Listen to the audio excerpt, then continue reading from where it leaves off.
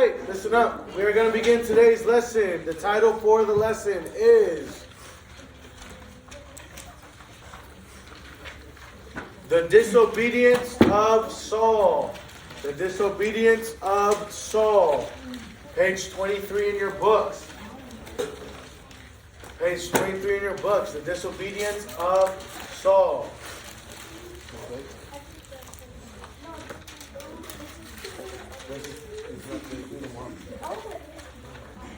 Yes. Let's do tomorrow. Tomorrow. If you pay attention, I told you it's due tomorrow. Alright? In this story, listen up. Turn around. Listen up. In this story here, we've been talking about how Samuel first has listened to God and how you need to not only be in the right place, but also pray before God talks to you. You need to pray to have a prepared heart and a prepared mind to be able to receive information from God. God doesn't talk to us as he did in the Old Testament, audibly by saying, hey, make sure you take out the trash. He doesn't do that anymore. He talks to us through prayer and through his word. Okay, that's the Holy Bible.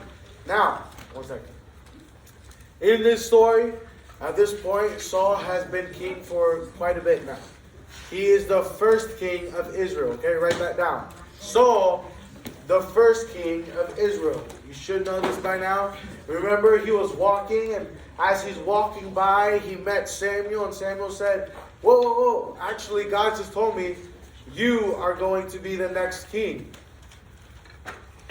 So, he was doing a regular task for his father. He was just obeying in the small things. His father lost some mules. His mules got away. And so he said, look, can you go and find them? And as he's finding them, he runs into Samuel. And Samuel at that point pours oil over his head. That signifies that he was the first chosen of God to be the king of Israel. So Saul, the king of Israel.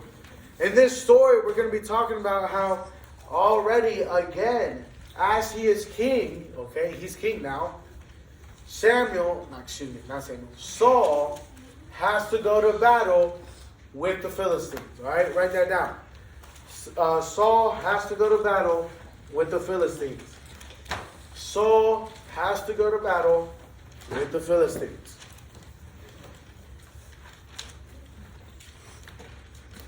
Remember, we talked about in another story that the people of Israel are really good at complaining, but they're really bad at fighting. They're really bad at standing up for what's right.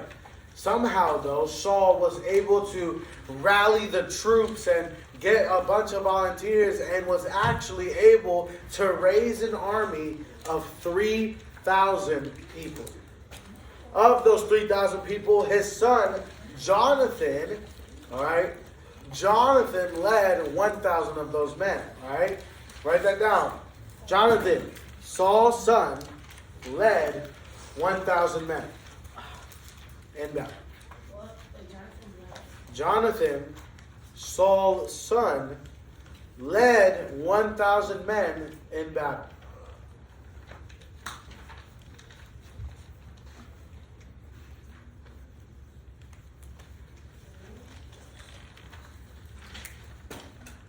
Right before they go into battle, okay, they already knew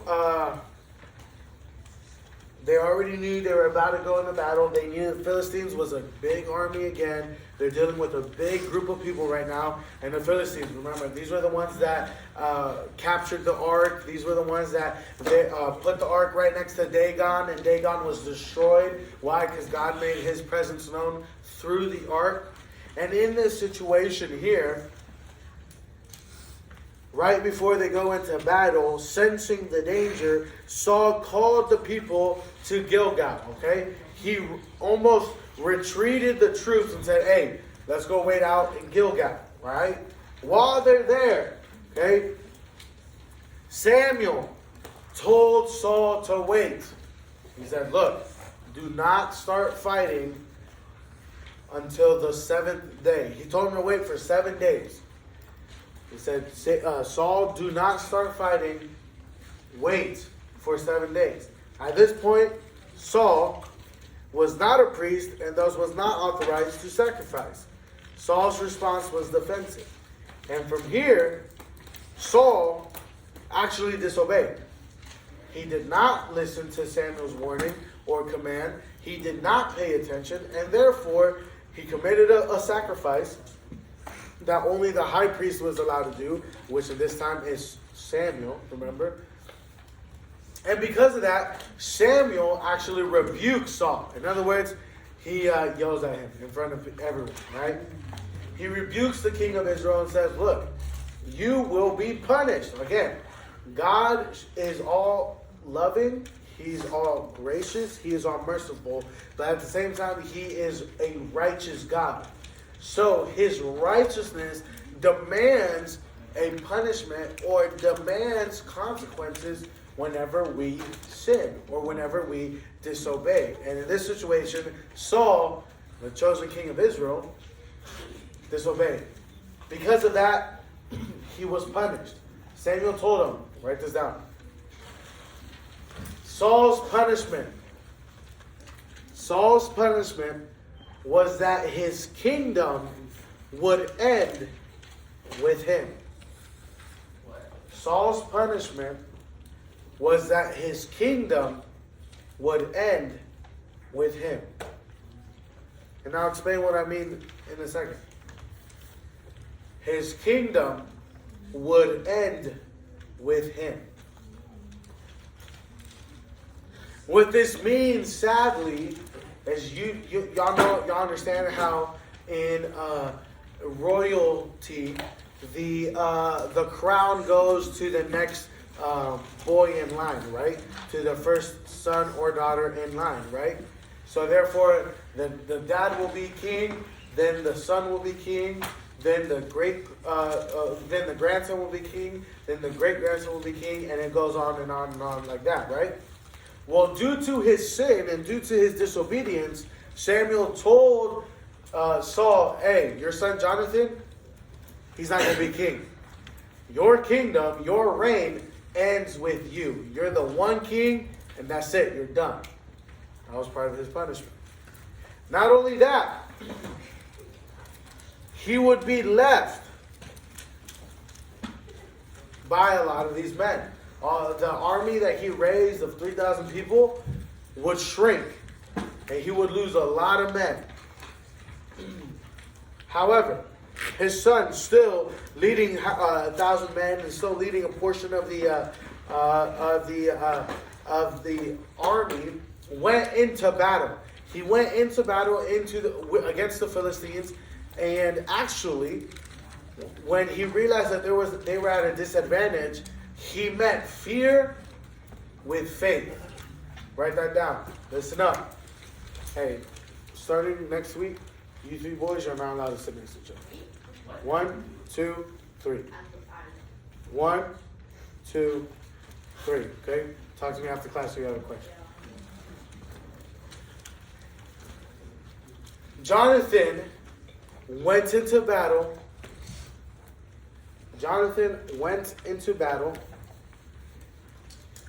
And met fear with faith.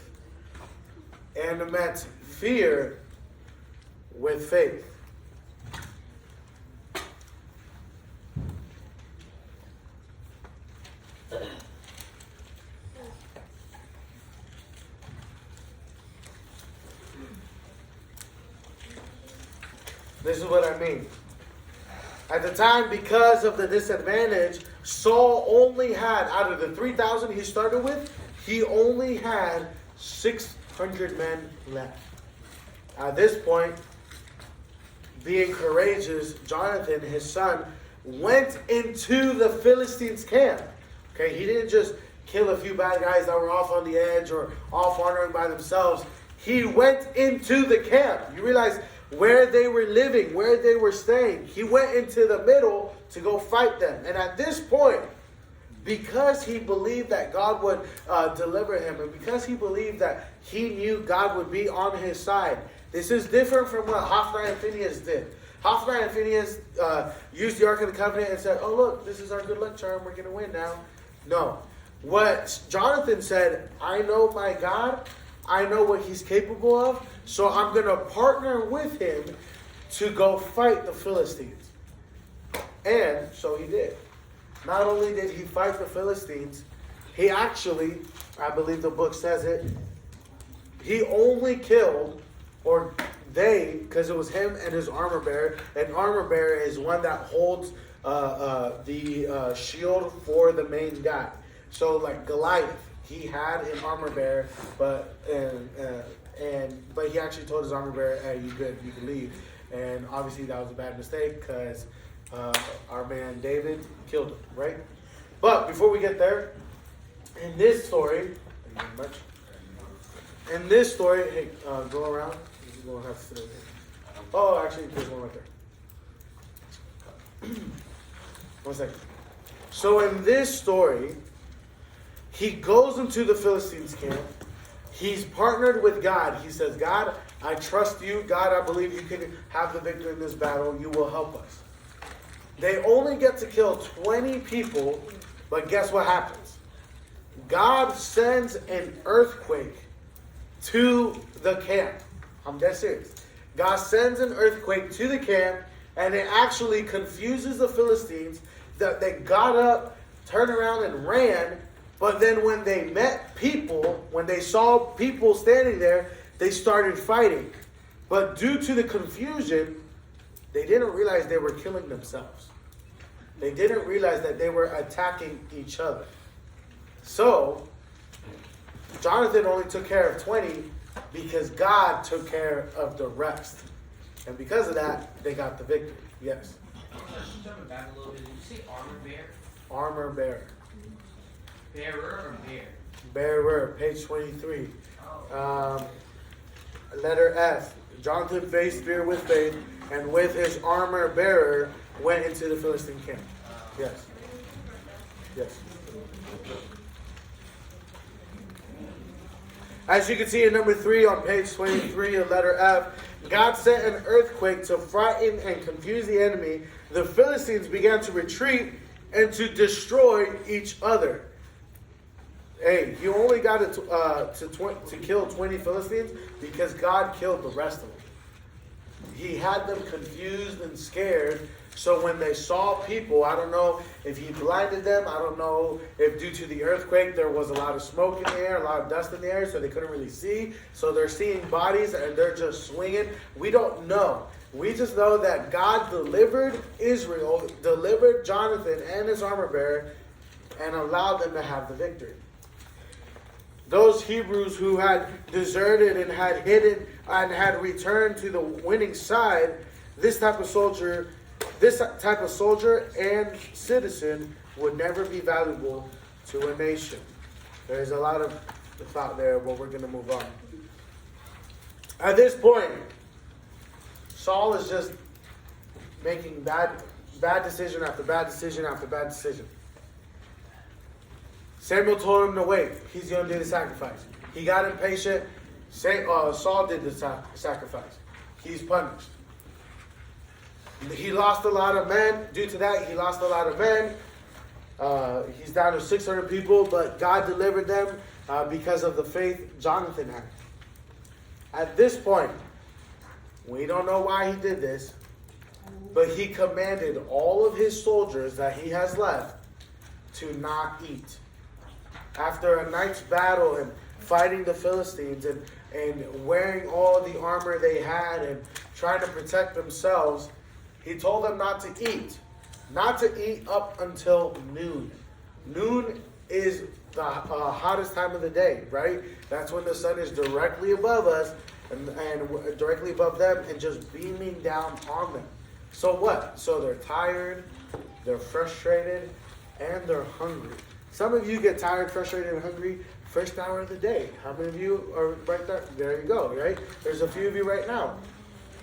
Now imagine having to protect yourself, your country, trying to fight for your life through the middle of the night. And Saul, for whatever reason, told him to not eat. after this, there was one person who did eat, and it was simply because he didn't hear the command. He wasn't there. Can someone guess who ate? Yes. Jonathan. His own son disobeyed him. It wasn't on purpose. He didn't mean to do it. He didn't know. He knew it was a foolish mistake because he was the one fighting, right? Him and his armor bearer went, and they went to go destroy the Philistines. So he's tired. He's hungry. He wasn't there when Saul gave the command, so he came back and he ate. I believe the book says Jonathan was out fighting and did not hear the command. He ate some honey, and he went along and was thereby strengthened. So at this point, all the Israelites that are fighting are weak. They're tired, they're frustrated, they're hungry, they have no strength to keep fighting. Jonathan, because he got to replenish those nutrients and he got to eat some honey, he's strengthened. He's ready to go. He's ready to keep fighting. But Saul finds out that the people, or through the people, that Jonathan disobeyed. So finally, when it came time, he allowed the people to eat. Not only did they eat, but the book actually tells you they ate. At evening, the people ate the spoil with the blood, which was forbidden by God. Okay? This was another, talking about Old Testament law and New Testament law. In the Old Testament, there were several rules that applied to Jewish people that we don't partake in today's day and age because we are no longer under the law. We are no longer in the Old Testament. And one of those laws was eating meat by the blood that has been shed, okay, that has been killed. And so by this situation, Saul made another mistake and led his people to commit sin. They ate of the spoiled blood. They ate of the meat of the spoiled blood. Saul tried to right his wrong by sacrificing and preparing a proper feast. Obviously, this dude does not pay attention. He does not learn from his mistakes. And the same problem he did at the beginning of the story, which not waiting, disobeying, and doing his own sacrifice, he did it again. He tries to make it right. He tries to ask God for forgiveness. So he makes another sacrifice. The high priest, Samuel, he's the only one at the time that can make this sacrifice. Yes? When you said that the blood shed, doesn't mean that they ate the people? No. Animals. Oh. All right? Yes. And you can't eat things that's been killed. What the heck were they eating? So they had a different type of diet. They were farmers, right? So they farmed a lot of their food and fished a lot of their food. It was specific animals at the time that they weren't allowed to eat. Ask me more about it later, and I'll share more with you, okay? All right. Moving on. We're almost done. When God would not give Saul an answer, Saul was determined to detect whose sin was withholding God's answer. So at this point, Saul's losing it. He can't hear from God anymore. And at this time, again, God spoke. So if you can't hear from God, clearly something is wrong. So he goes through the camp. He goes through his 300 men trying to figure out, hey, who messed up? Who sinned? He doesn't realize he's part of the sin. But it all falls down to the first guy that ate, which was Jonathan. So he goes back to his son. He figures out that he ate when he wasn't supposed to and blames him. And because of this, he says, you will surely die. He threatens his own son. His own life. His son's life, excuse me. But the people hearing this and knowing the warrior that Jonathan is and the leader that Jonathan is, actually saved and pleaded with Saul to save his son. And so the people actually saved Jonathan's life. Although this happened, God blessed Israel. God blessed Israel and allowed Saul to be victorious against Israel's enemies, even though he was already on his way out.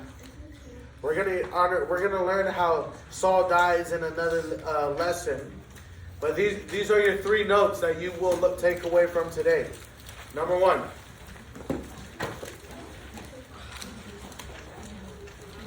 Number 1. Just like Jonathan. Just like Jonathan. Sit up. Sit up. Go ahead and get your notebook out. We're writing down the notes. Here.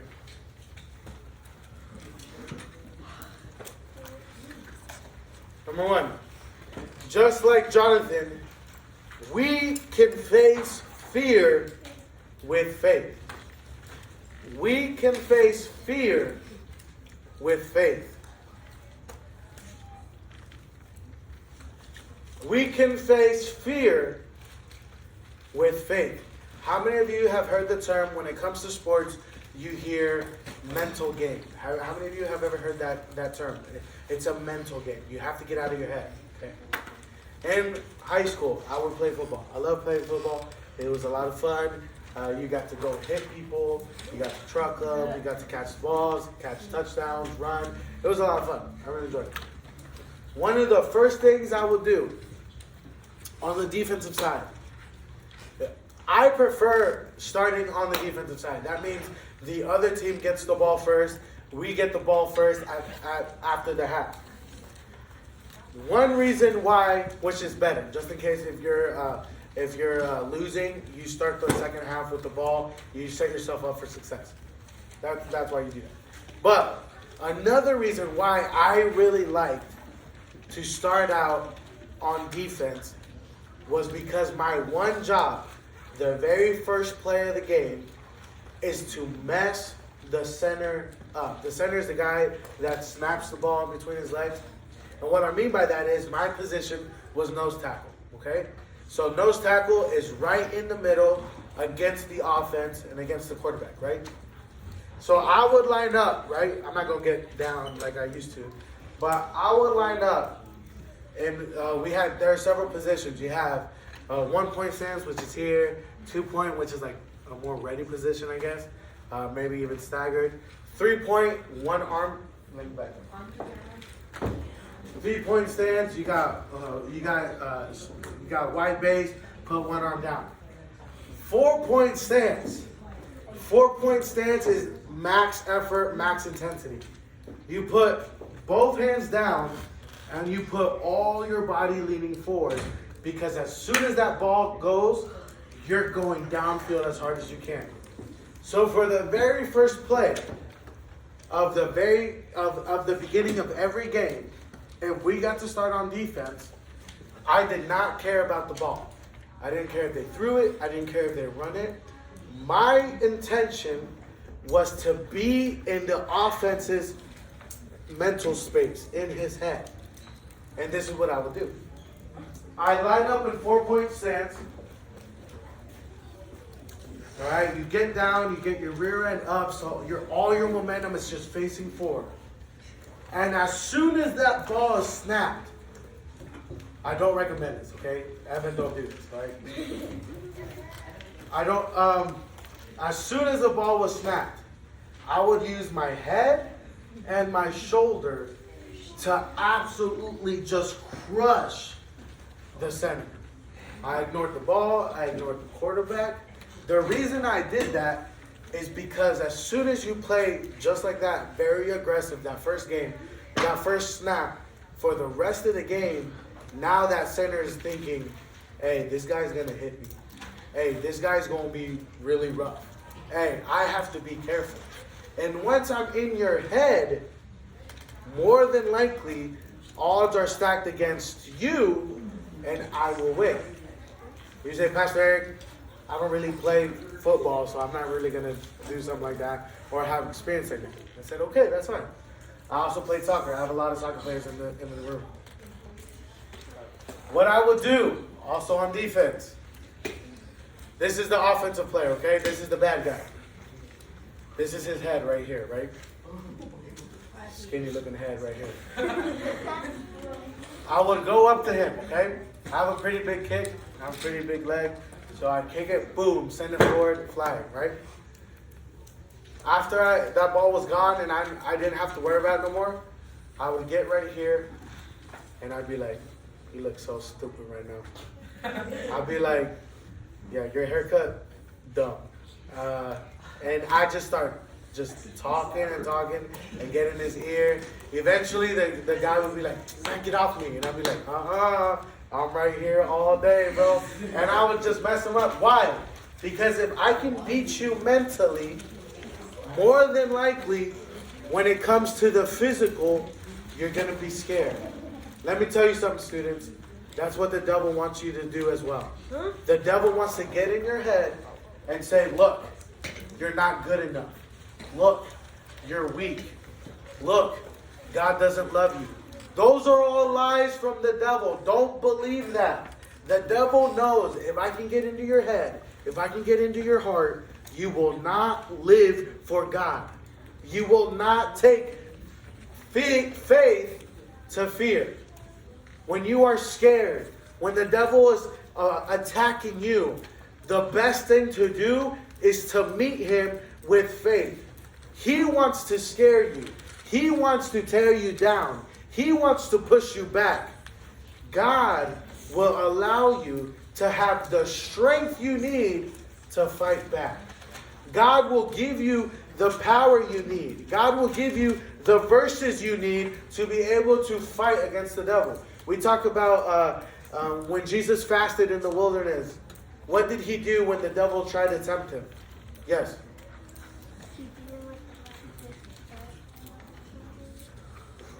I think so. You got to be a little bit louder. What was that?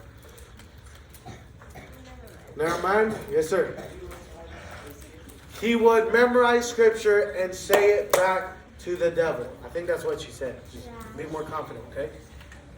He knew the devil had no power over him.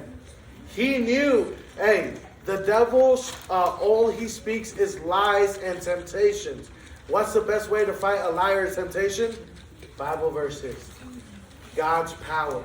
And the same thing God did, the same thing Jonathan did, you can do as well. Just like Jonathan, we can meet fear with faith. Okay? Number two.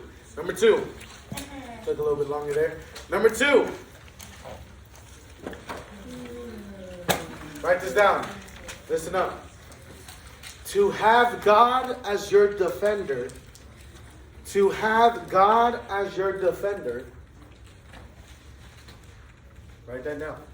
Then number 2. To have God as your defender, you must first show humility. You must first show humility.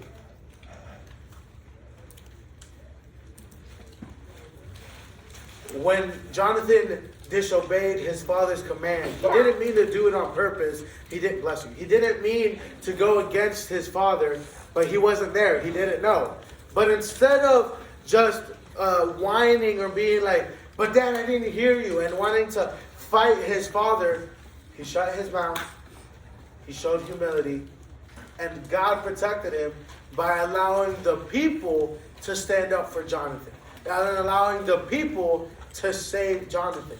That wouldn't have happened if Jonathan was like, hey, shut your mouth, old man. Hey, you don't know what you're talking about. Hey, how many Philistines did you kill? I killed at least 20. What about you? Huh? How many did you... Instead of doing any of that, he said, you know what? I'm sorry. He showed humility. He shut his mouth. And God allowed the people to help him out. God used those people to save Jonathan. For God to be your defender, you must first show humility. Number 3, last one. Very easy. Number 3. God will provide in your time of need.